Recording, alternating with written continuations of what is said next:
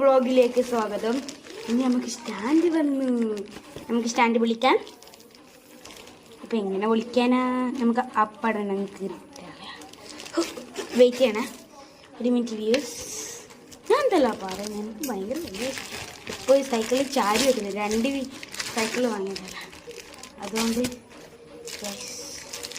ഇതാണ് നമ്മുടെ സ്റ്റാൻഡ്. വലുതായിപ്പോയോ ഒരു സംശയം. വലുതായിപ്പോയി. സ്റ്റാൻഡ് വലുതാണ്. ഇപ്പം നമ്മളെന്ത് ചെയ്യുമെന്ന് അറിയില്ല.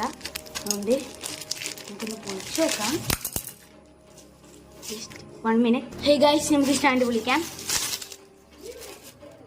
വാവ്, സ്റ്റാൻഡ്. നമുക്കിത് ഫിറ്റാക്കിയിട്ട് കാണാം. Bye bye.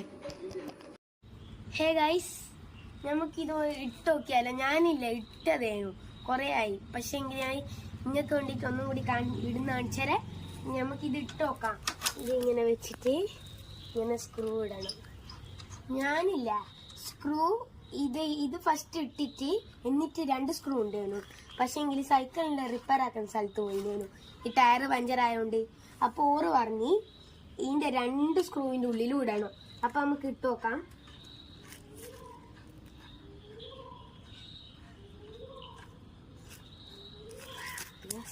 ഇനി സ്പാൻ കൊണ്ട് കുറച്ച് ടൈറ്റ് ആക്കാം.